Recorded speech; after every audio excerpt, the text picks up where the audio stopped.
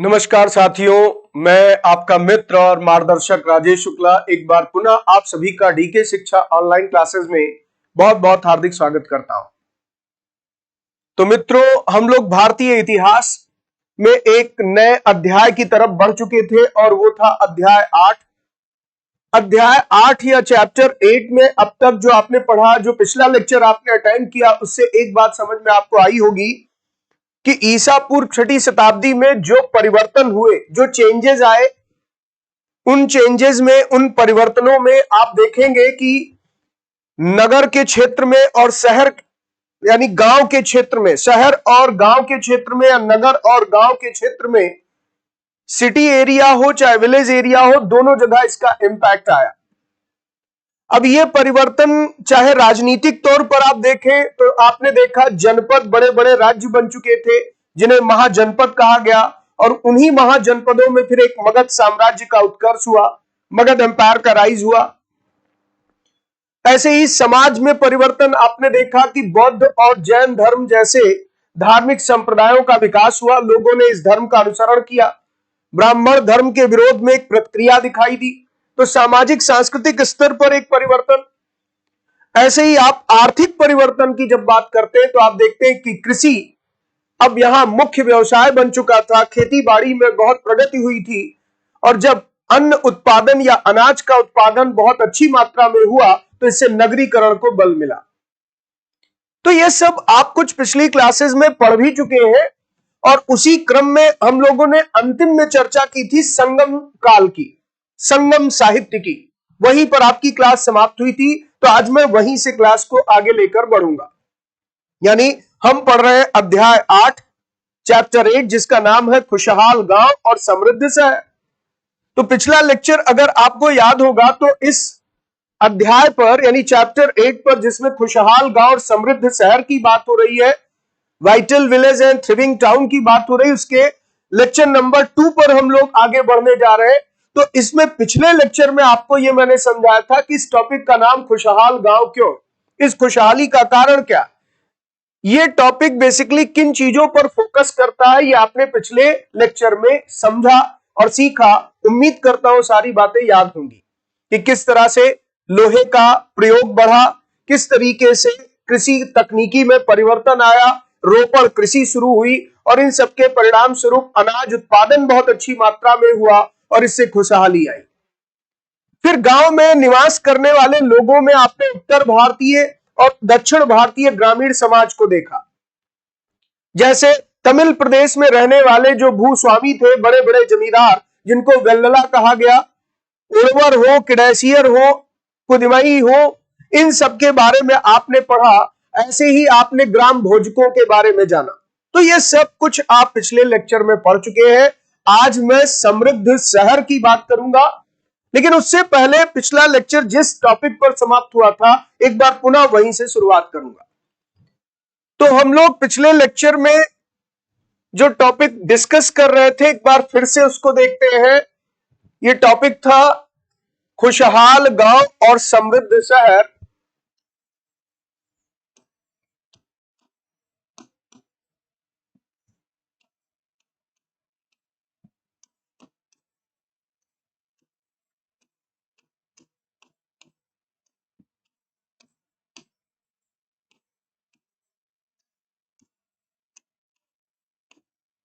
खुशहाल गांव और समृद्ध शहर यानी वाइटल विलेज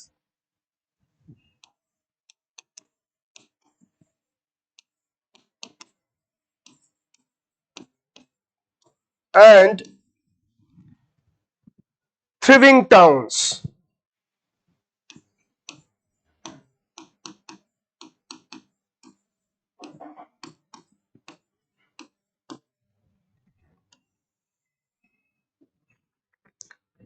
तो इसके अंतर्गत मैंने सबसे पहले आपको कालखंड बताया कि ये ईसा पूर्व 6ठी शताब्दी का घटनाक्रम है।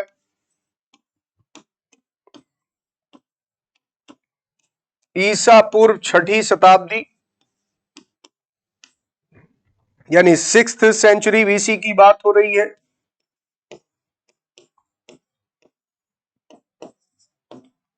और इसमें खासकर आपने ये देखा कि कृषि क्षेत्रों में किस तरह से परिवर्तन आया। कृषि में परिवर्तन,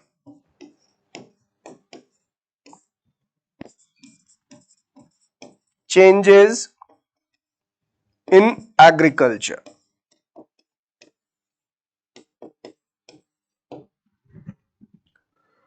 फिर इसके बाद आगे हम लोग बात कर रहे थे संगम साहित्य की, संगम साहित्य की, संगम लिटरेचर की।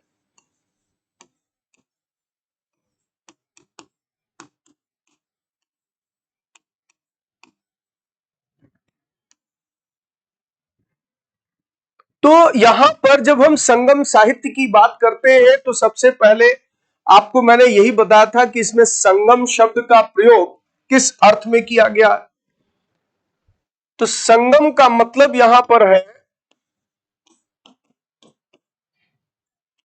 तमिल कवियों का सम्मेलन, तमिल कवियों का संघ या सम्मेलन,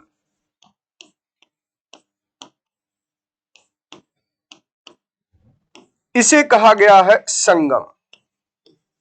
क्योंकि संगम का मतलब होता है मिलन, इसका बेसिकली पर्याय ही होता है मिलन, यानी जहां पर दो चीजें मीट करें, मिले।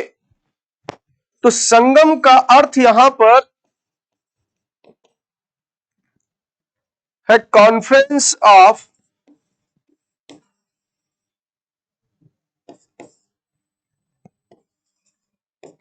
तमिल पोएट और एसोसिएशन ऑफ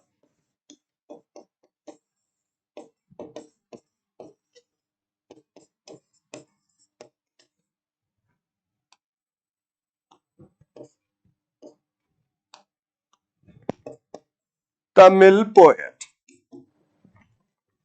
इसे कहा गया है संगम। अब इसके अंतर्गत जो तमिल कवियों के सम्मेलन में साहित्य सृजन हुए, जो लिटरेचर लिखे गए, जो लिटरेरी वर्क हुए, उसी को कहा गया संगम लिटरेचर। तो दरअसल दक्षिण भारत का जब हम इतिहास देखते हैं तो पाषाण युग के बाद, स्टोन एज के बाद जो मेगालिथिक कल्चर डेवलप हुआ, महापाषाण संस्कृति आई, जिस पर हम लोग अध्ययन कर चुके हैं, महापाषाणिक संस्कृति आपको याद होगी। तो उसी क्रम में आगे बढ़कर देखते हैं कि संगम तमिल कवियों के सम्मेलन का एक रूप था, जिसमें दक्षिण भारत के तमिलकम प्रदेश, तुंगभद्रा नदी से लेकर तमिलकम प्रदेश तक के क्षेत्रों का पूरा राजनीतिक इतिहास और सामाजिक इतिहास यहां से हमें पता चलता। इसीलिए इस कालखंड को हम यहां पर संगम कालखंड के रूप में या संगम काल के नाम से जानते हैं। और यह समय कब है, तो आप देख रहे हैं इनकी रचना करीब 2300 साल पहले की गई। तो इसमें सबसे महत्वपूर्ण बात लिखी है कि इनकी रचना करीब 2300 साल पहले की गई। तो तमिल की जो प्राचीनतम रचनाएं हैं, इन्हीं को संगम साहित्य कहा जाता है। तो इसमें तीन महत्वपूर्ण बातें आपको ध्यान देनी है। एक, संगम साहित्य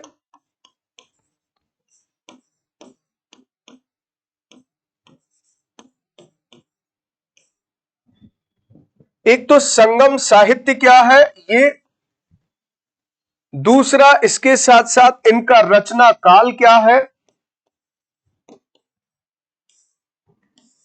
ये महत्वपूर्ण हो गया। और तीसरा, इसके साथ साथ यहां पर अगर देखा जाए तो कौन कौन से इसमें प्रमुख संगम साहित्य शामिल है, कौन कौन से प्रमुख संगम साहित्य शामिल है। तो सबसे पहली चीज आप यहां ध्यान दें, संगम साहित्य किसे कहा गया, तमिल की प्राचीनतम रचनाएं, तमिल की प्राचीनतम रचनाएं।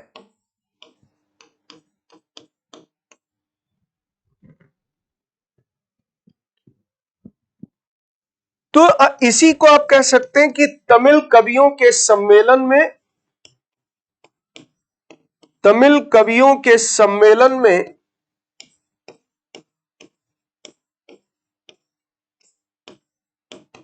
रचे गए साहित्य कहलाए संगम साहित्य। अब रचना काल यह कह रहा है कि लगभग 2300 साल पहले हुई, यानी लगभग 300 ईसा पूर्व के आसपास, 300 ईसा पूर्व के आसपास इनकी रचना हुई। इसी को हम कह सकते 2300 वर्ष पहले, करीब 2300 वर्ष पहले इनकी रचना हुई। और जब हम बात करते हैं कौन कौन से प्रमुख संगम साहित्य हैं, तो इसमें शिल्पाधिकारम,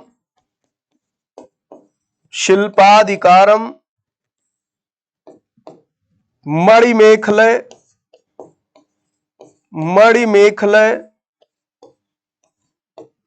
और जीवक चिंतामणि,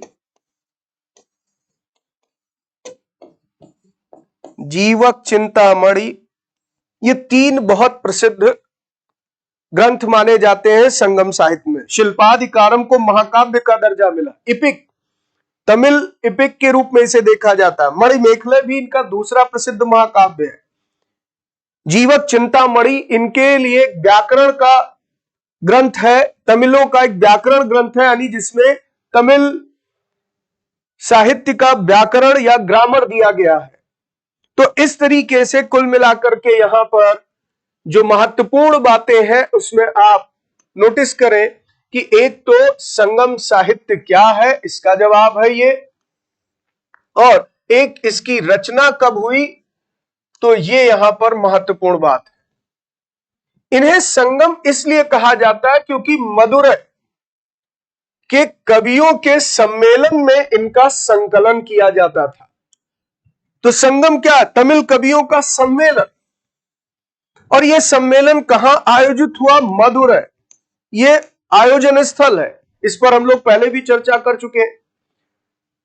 तो मदुरै नामक स्थान है तमिल प्रदेश में, जहां पर 3 बार यह सम्मेलन आयोजित हुआ। 3 बार यह सम्मेलन उस क्षेत्र में आयोजित हुआ और वहीं पर इनकी रचना हुई। गांव में रहने वालों के जिन तमिल नामों का उल्लेख हमने इसमें पढ़ा था, जैसे आपको कुछ नाम याद होंगे, जैसे वेल्लला या उड़वार या अधिमई या कड़ैसियर, ये सब नाम जो आपने पिछले लेक्चर में पढ़े थे, ये सब नाम इसी संगम साहित्य से हमें मिले हैं। इनके बारे में जानकारी हमें संगम साहित्य से मिलती है। और फिर जब हम मदुरै की बात करते हैं तो यहां बहुत महत्वपूर्ण बात क्या है कि मदुरै पांड्य वंश के राजाओं की राजधानी थी। पांड्य वंश के राजाओं की राजधानी थी।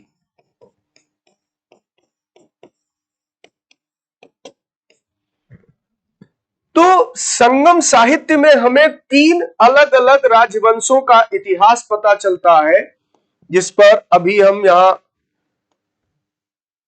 जानकारी ले रहे हैं, इसके बारे में पढ़ रहे हैं। जैसे एक चेर राजवंश का इतिहास, जो मालाबार तट पर केरल से लगे हुए क्षेत्रों में इनका राज्य था। तमिलनाडु के दक्षिणी भागों में पांड्य राज्य था, जिनकी राजधानी मदुरै थी, और उत्तरी भाग में तमिलनाडु के चोलों का राज्य था। तो इस तरीके से अगर देखा जाए तो चोल, पांड्य और चेर संगम साहित्य में हमें इन 3 राजवंशों का इतिहास मिलता। तो इसमें सबसे इंपॉर्टेंट चीज हो गई कि जो तमिल वर्क्स है, जो तमिल लिटरेचर लिखे गए, इन्हीं को संगम लिटरेचर के नाम से जाना गया। तो संगम लिटरेचर क्या है ये क्लियर है। फिर ये कंपोज्ड कब हुए? Around 23 years ago. That's mean in around 300 BC. फिर इसके साथ साथ इन्हें संगम क्यों कहा गया? Because they were suppose to have been composed and compiled in assemblies known as Sangam of Tamil poets. कहां पर ये असेंबली हुई? मदुरई में। तो यहां पर आप देख सकते हैं कि मदुरई, जो मैंने कहा पांड्यों की कैपिटल थी, चेरों का किंगडम इधर था और चोलों का किंगडम इधर था। इस तरह से चोल, चेर और पांड्य राज्य यहां पर अवस्थित थे। तो जो भी जानकारी इसके अंतर्गत दी गई, इस पर एक शॉर्ट नोट्स अब हम लिख लेते हैं।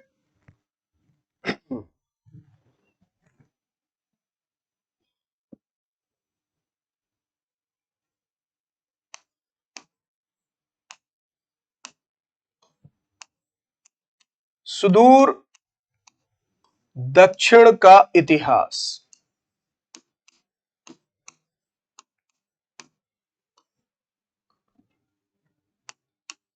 संगम काल।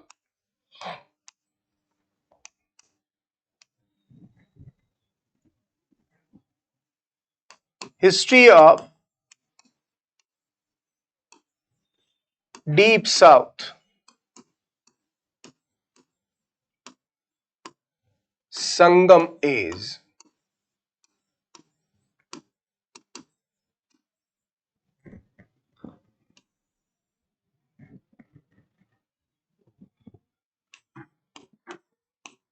पाषाण युग के बाद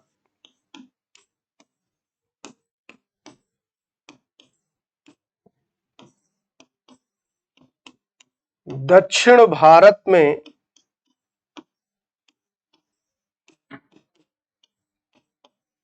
एक नई संस्कृति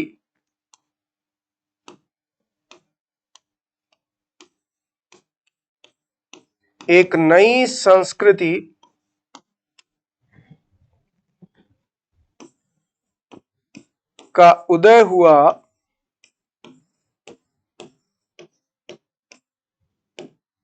जिसके विषय में हमें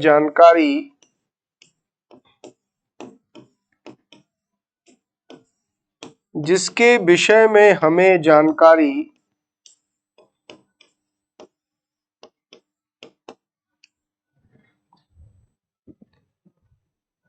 उनकी कब्रों से मिलती है।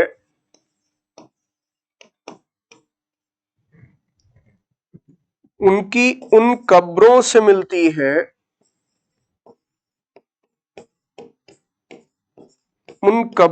मिलती है, जिसे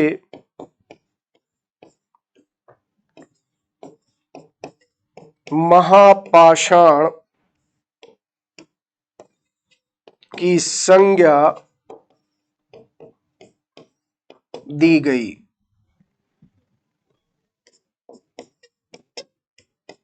इसीलिए इस संस्कृति को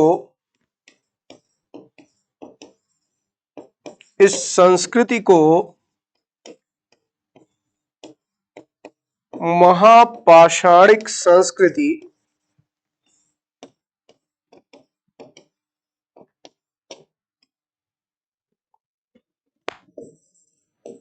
कहा गया। इसका उदय 1000 ईसा पूर्व के आसपास हुआ।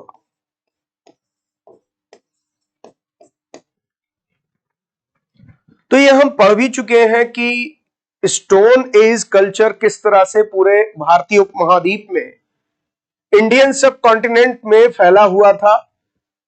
और स्टोन एज कल्चर जब आप पढ़ रहे थे, पाषाण युग के बारे में पढ़ रहे थे, तो कुछ आपने दक्षिण भारत के नवपाषाणिक स्थलों के बारे में जानकारी भी ली थी, नियोलिथिक साइट्स हमने बात की थी। और फिर जब स्टोन एज कल्चर के बाद की अवस्था हम देखते हैं, तो साउथ इंडिया में एक नया कल्चर डेवलप होता है जिसे मेगालिथिक कल्चर कहा गया। तो ये चैप्टर आप पढ़ भी चुके हैं, यानी कि आफ्टर स्टोन एज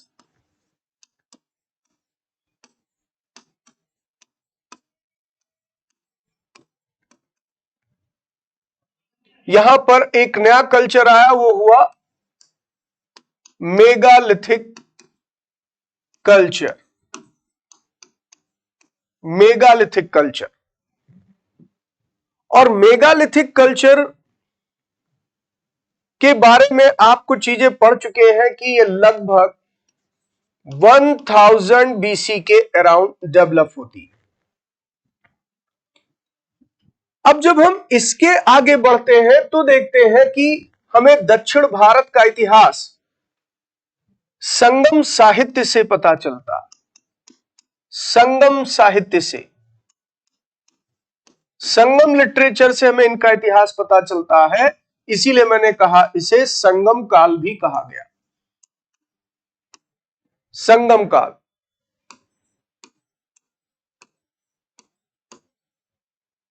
संगम लिटरेचर से हमें तमिल प्रदेश का इतिहास पता चलता है, इसीलिए इसको हम कहते हैं संगम एज।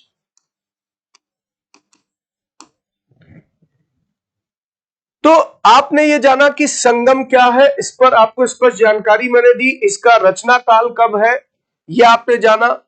अब बात करते हैं कि संगम साहित्य में कौन कौन से प्रसिद्ध महाकाव्य हैं।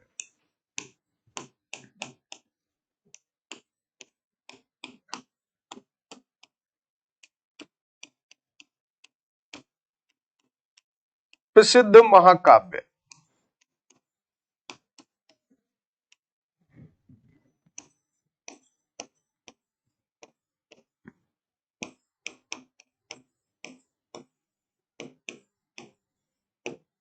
Great epic. कौन कौन से ग्रेट एपिक हैं?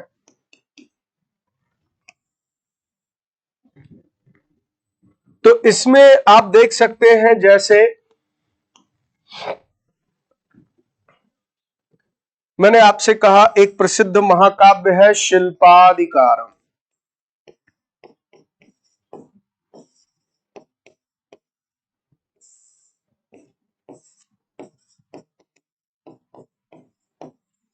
शिल्पाधिकारम।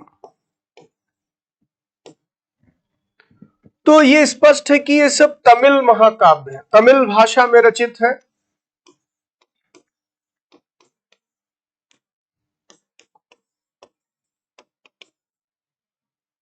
तमिल एपिक है ये। और इसके अंतर्गत अगर देखा जाए तो सबसे महत्वपूर्ण बात क्या है कि ये, इसके लेखक कौन है, इसके रचनाकार कौन है, ये हो सकता है आपसे परीक्षा में पूछ लिया जाए, यानी इसके ऑथर कौन है। तो उनका नाम था इलांगो आदिगल। इलांगो आदिगल।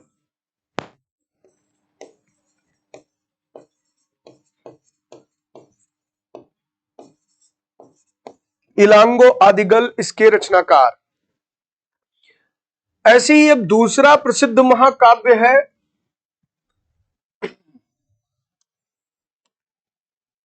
मणिमेखल।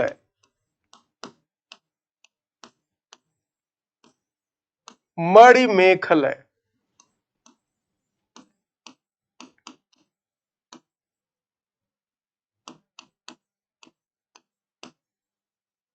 मणिमेखल, ये दूसरा प्रसिद्ध महाकाव्य है।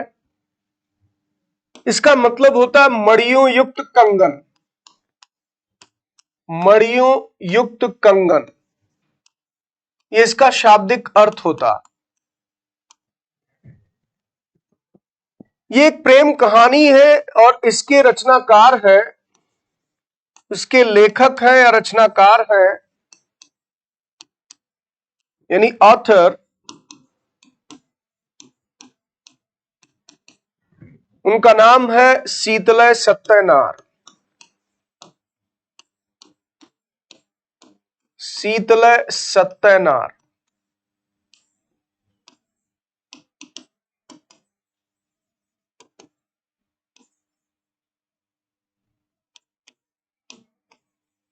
शीतलय सत्यनार। फिर इसी तरीके से तीसरा महत्वपूर्ण संगम साहित्य है जीवक चिंतामणि।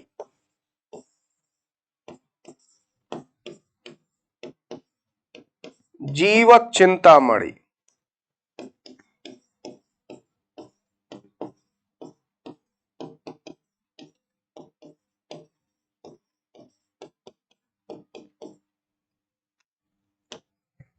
अब जीवक चिंतामणि ये तमिलों का एक व्याकरण ग्रंथ है, तमिल व्याकरण ग्रंथ।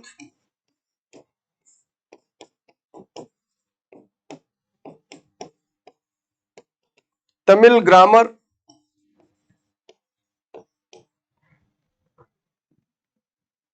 अब इसके अंतर्गत अगर आप देखें तो यहां भी प्रश्न बन सकता है कि इसके लेखक या रचनाकार कौन है, इसके राइटर या ऑथर कौन है।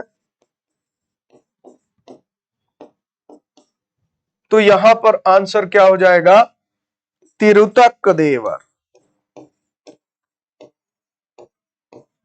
तिरुतक्कदेवर।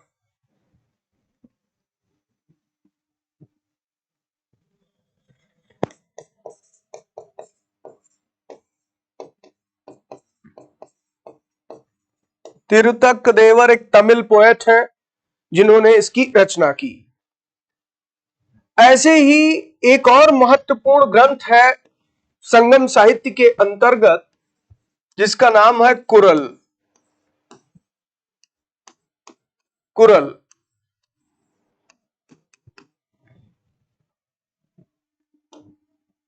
अब यहां पर अगर आप देखें तो कुरल को तमिलों की भगवत गीता कहा जाता है।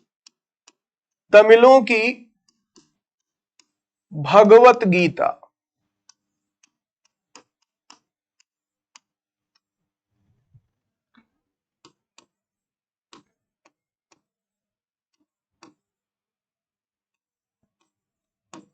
भगवत गीता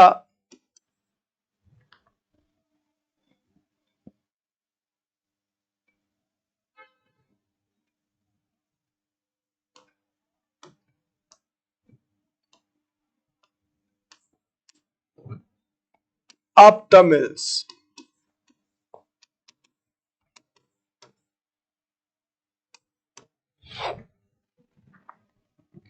इसके रचनाकार या लेखक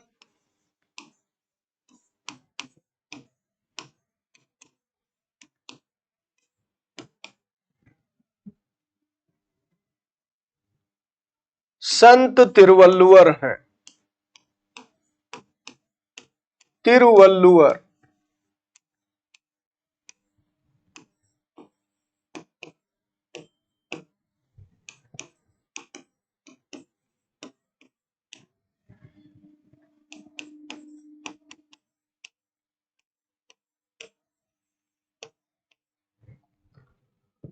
तो ये कुछ महत्वपूर्ण संगम साहित्य थे जिनके बारे में हम लोग बात कर रहे हैं।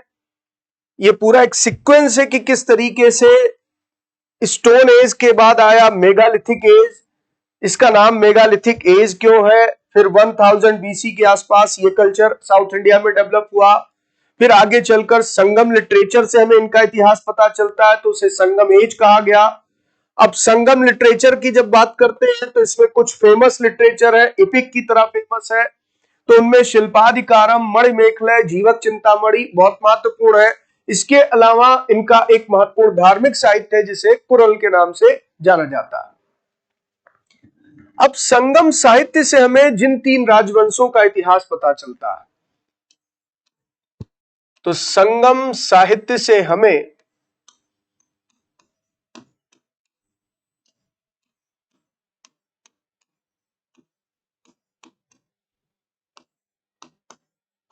दक्षिण भारत में शासन करने वाले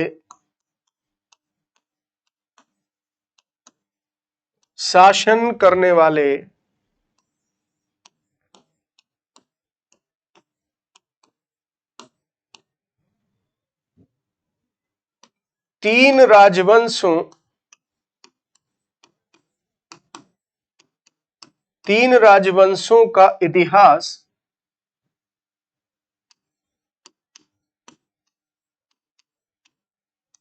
पता चलता है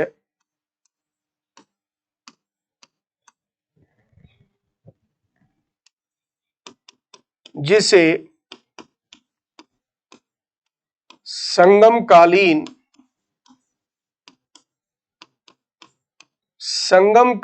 राजवंश कहते हैं। संगमकालीन राजवंश कहते हैं। अब ये कौन कौन से हैं? तो इसमें एक है चेर वंश,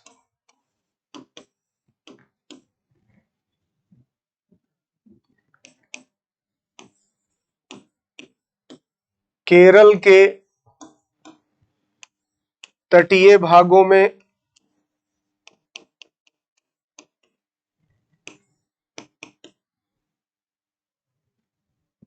शासन,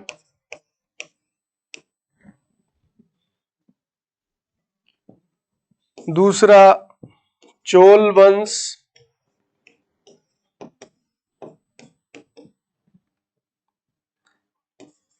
उत्तरी तमिल प्रदेश में शासन, तमिल प्रदेश में शासन, और तीसरा पांड्य वंश।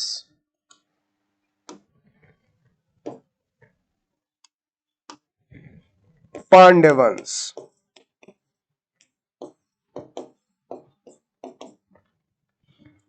दक्षिणी तमिल प्रदेश में शासन।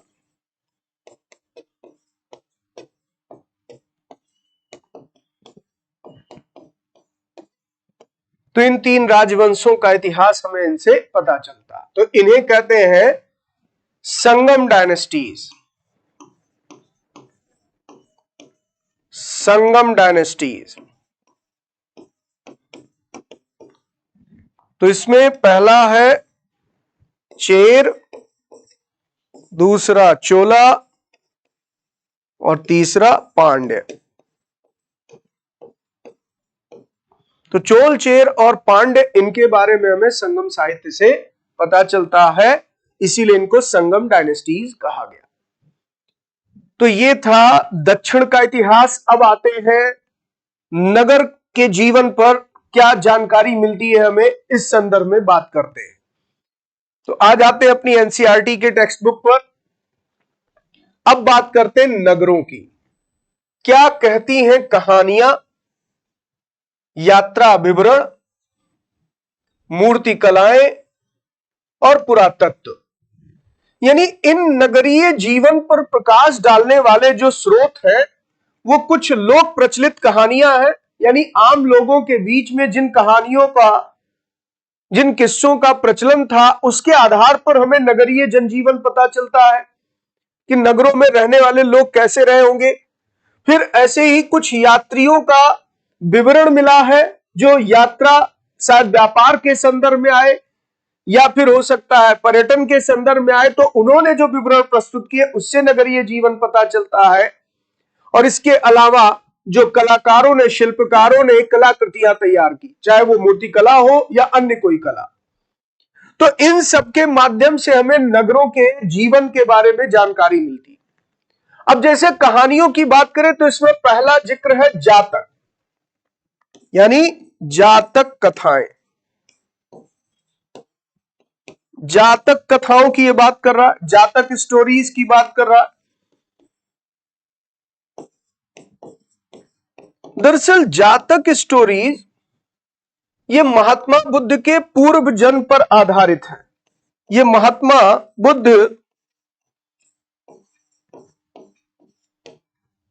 के पूर्व जन्म की कथाएं हैं। पूर्व जन्म की कथाएं हैं,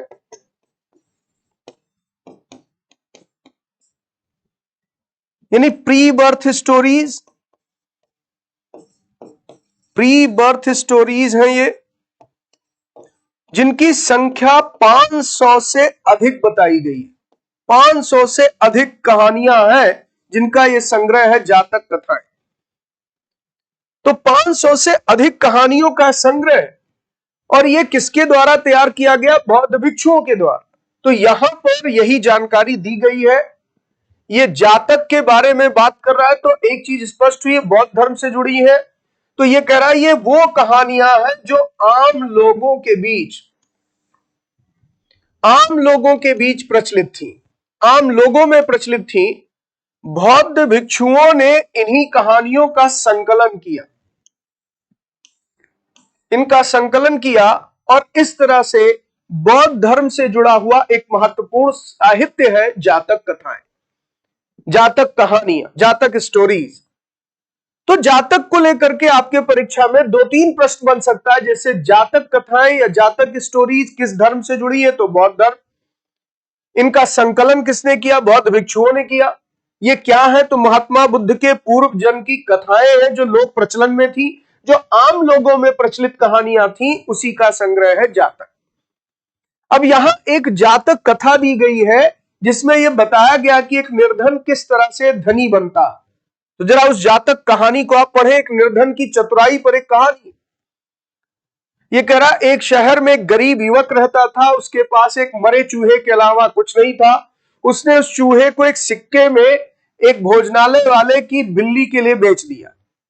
अब एक सिक्का मिला उसे।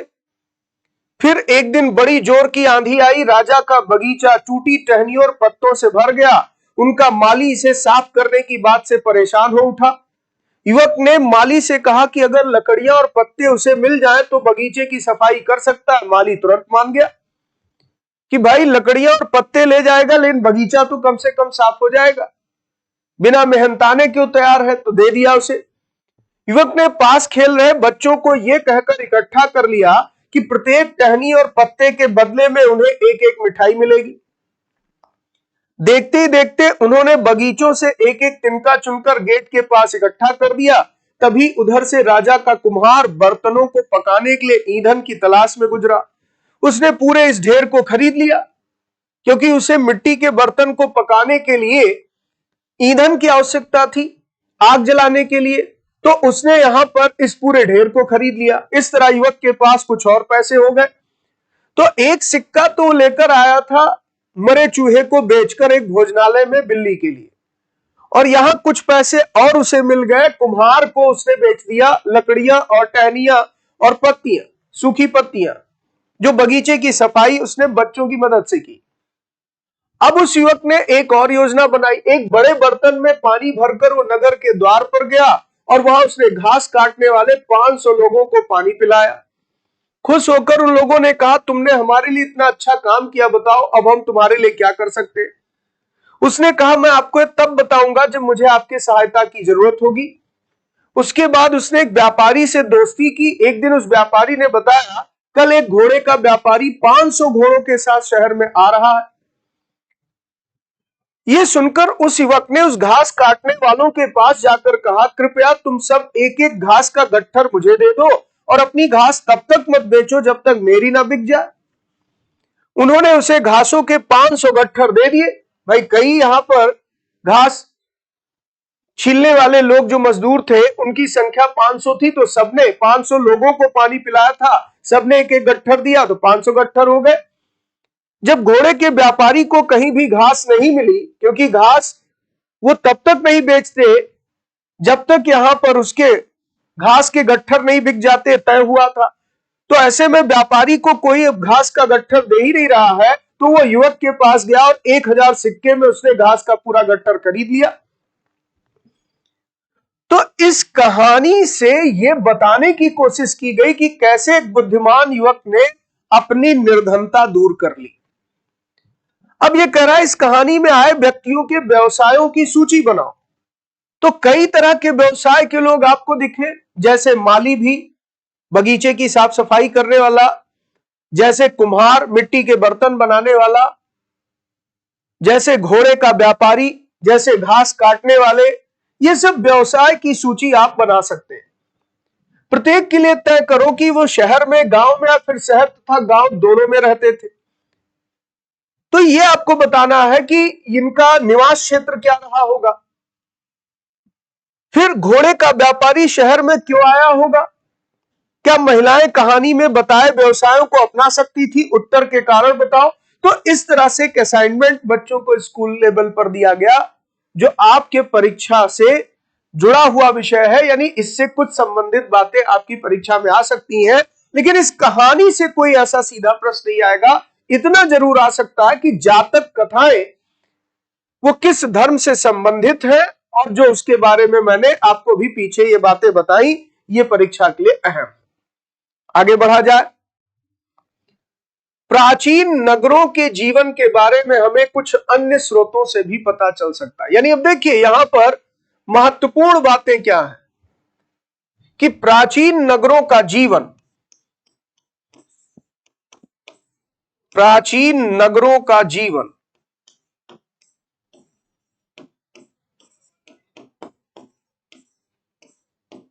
जब इस जीवन पर हम बात करते हैं तो इसके लिए हमें कुछ स्रोत चाहिए जिससे हमें पता चले। क्या सोर्सेज है जिनसे हमें इनके बारे में पता चले?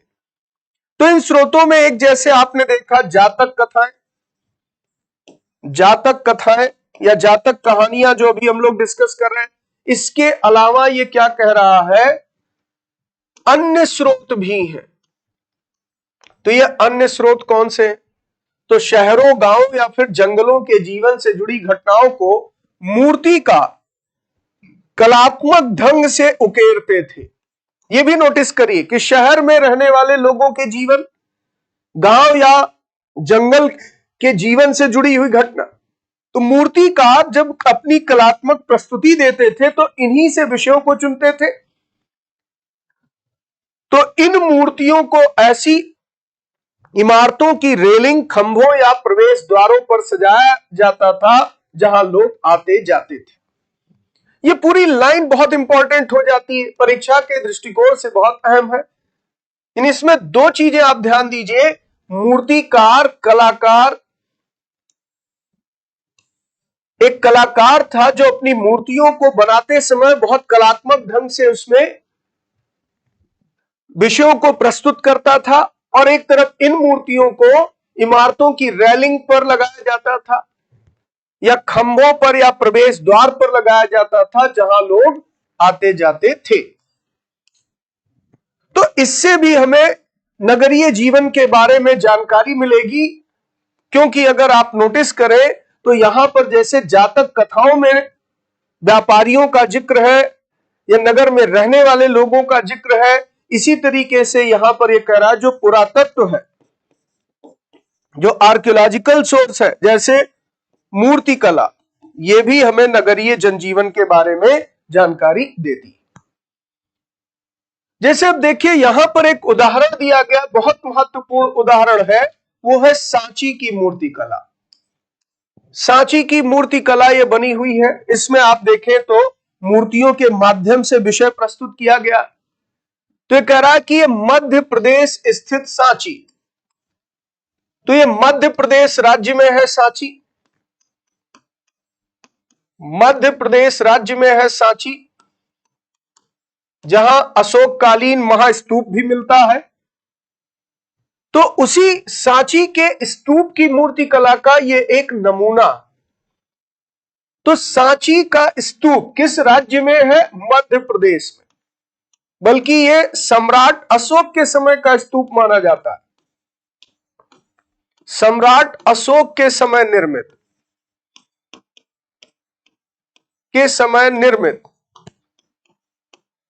इसी को सांची का महास्तूप कहते हैं।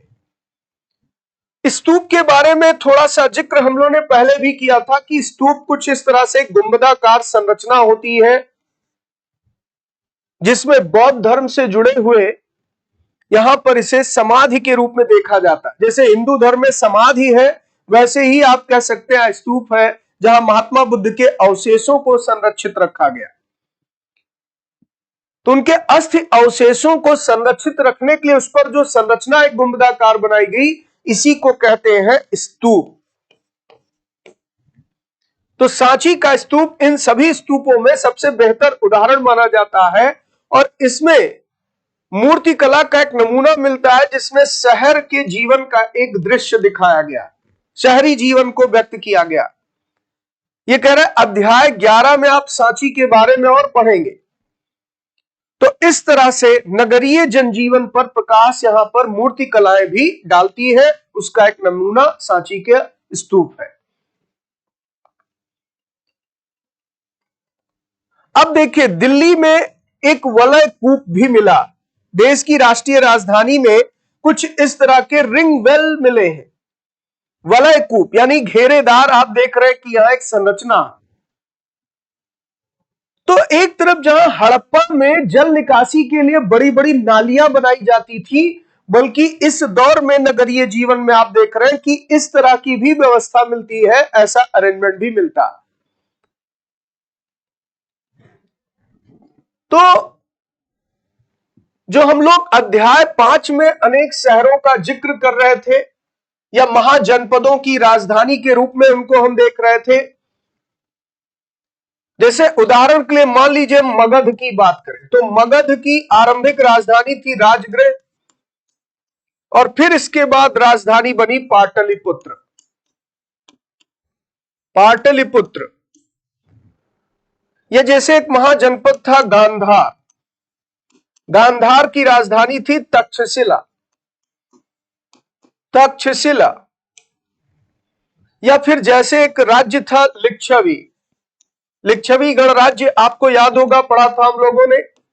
जैसे इसकी राजधानी थी वैशाली, वैशाली। तो ये सारी चीजें हम लोग पढ़ चुके हैं।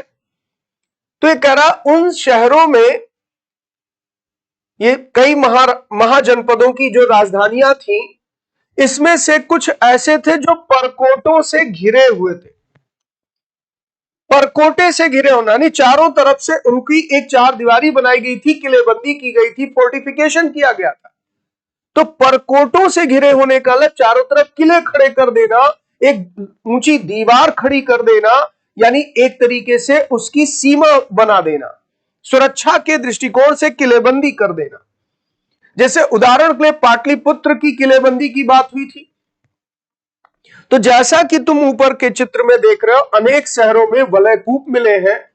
अभी अभी हम लोग पीछे इन्हीं वलय कूप की बात कर रहे थे। तो ये कह रहा है कि अनेक शहरों में वलय कूप मिले हैं, और यहां जो चित्र आप देख रहे थे कौन सा शहर है? दिल्ली, जहां से वलय कूप मिले। ये वलय कूप गुसल खाने, नाली या कूड़ेदान के लिए प्रयुक्त होते थे। ये लाइन बहुत इंपॉर्टेंट है, वेरी इंपॉर्टेंट, कि इनका प्रयोग क्या था उस समय। नगरों में इस तरह के जो वलय कूप पुरातात्विक स्रोतों के रूप में पाए गए, आखिर इनका प्रयोग क्या था, इनका उपयोग क्या था? तो गुसल खाने की तरह इस्तेमाल करते थे, नाली की तरह इसे इस्तेमाल करते थे, या फिर डस्टबिन की तरह यानी कूड़ेदान की तरह इसका इस्तेमाल किया जाता था। तो इसके लिए ये प्रयुक्त होते थे। ये पूरी लाइन आपके लिए बहुत महत्वपूर्ण है कि इनका उपयोग उस समय क्या था। तो ये वलय कूप कहां मिले हैं? ये सामान्यतः लोगों के घरों में मिले, घरों में होते थे। ठीक है, तो ये पूरा पैराग्राफ जो मैंने अंडरलाइन किया, ये परीक्षा के दृष्टिकोण से बहुत अहम है। फिर महलों, बाजारों या आम घरों के अवशेष बहुत कम मिले हैं। ये लाइन भी ध्यान दीजिएगा, आपके परीक्षा में कथन के लिए आ सकता है कि महलों, बाजारों या आम घरों के अवशेष बहुत कम मिले। संभवतः लकड़ी, मिट्टी व कच्ची ईंट या छप्पर से बने होने के कारण ये ज्यादा समय तक टिक ना पाए हो। भविष्य में पुरातत्वविद इनकी खोज कर सकते। तो नगरों के बारे में जानकारी के लिए इन सब स्रोतों का इस्तेमाल किया जाता है, जिसमें से मैंने कहा महल उस जमाने के, या कोई बहुत बड़े बाजार के अवशेष, या आम लोगों के घर, ये उतने पुरातात्विक प्रमाण नहीं उपलब्ध है। लेकिन इसमें कुछ ऐसी चीजें मिली जैसे वलय कूप, जो इनके नगरीय जीवन पर प्रकाश डालते, जैसे मूर्तियां, मूर्तिकला, ये इनके नगरीय जीवन पर प्रकाश डालते, जैसे कहानियां, ये इनके नगरीय जीवन पर प्रकाश डालते हैं। अब ये कह रहा है प्राचीन शहरों के बारे में, वहां गए नाविकों तथा यात्रियों, इनके विवरण भी हमें जानकारी देते हैं। तो जब हम स्रोत की बात कर रहे थे, सोर्सेज की बात कर रहे थे कि कौन से वो सोर्सेज हैं जिनसे हमें नगरों के बारे में पता चलेगा, तो आपने देखा कि इसमें कई तरह की चीजें, जैसे जातक का जिक्र हुआ, अभी जातक कहानियों का जिक्र हुआ,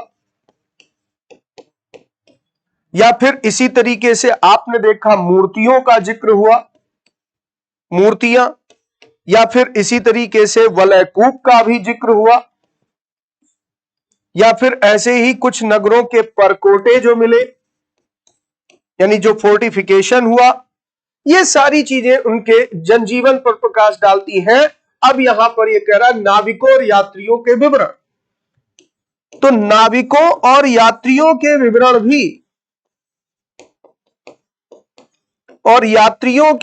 भी, कहीं ना कहीं हमें इनके बारे में जानकारी देते हैं।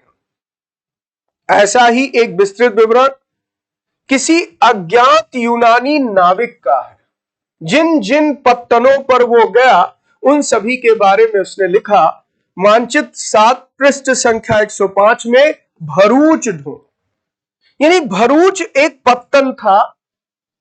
वो नाविक जिन जिन बंदरगाहों पर, पत्तनों पर गया, उसमें भरूच का भी जिक्र आता है और उसके बारे में उसने कुछ वर्णन दिया। तो आप मानचित्र पर आते हैं तो आपको इसमें भरूच कहां दिखाई देगा? बिल्कुल नर्मदा नदी के मुहाने पर खंभात की खाड़ी के क्षेत्र में। ये जो एरिया है इसे हम कहते हैं खंभात की खाड़ी, खंभात की खाड़ी, गल्फ ऑफ खंभात। तो गल्फ ऑफ कैम्बे, यहीं पर बिल्कुल नर्मदा नदी के मुहाने पर एक बंदरगाह है भरूच। ये वही भरूच है जिसे आज की तारीख में भड़ौच कहा जाता है, भड़ौच। और ये गुजरात राज्य में है, जैसा कि आप देख पा रहे हैं, खंभात की खाड़ी से बिल्कुल लगा हुआ, नर्मदा नदी के मुहाने पर, माउथ ऑफ नर्मदा रिवर पर। तो यहां पर एक नाविक ने अपने विवरण के माध्यम से बताने की कोशिश की है कि वहां व्यापार की क्या स्थिति थी, यह बंदरगाह क्यों प्रसिद्ध था। तो एक ग्रंथ मिला है जिसके बारे में यह नहीं पता किसकी रचना है, उसका नाम है Periplus, Periplus of the Erythraean Sea, Periplus of the Erythraean Sea, Erythraean Sea.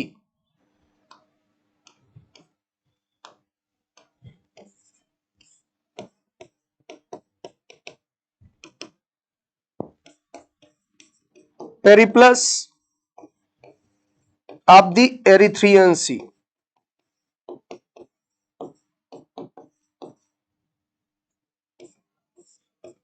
Erythraean Sea, ये उसकी रचना का नाम है, उसके विवरण का नाम है। ये नहीं पता है बुक किसने लिखी है। ये कोई यात्री था, यूनानी यात्री था।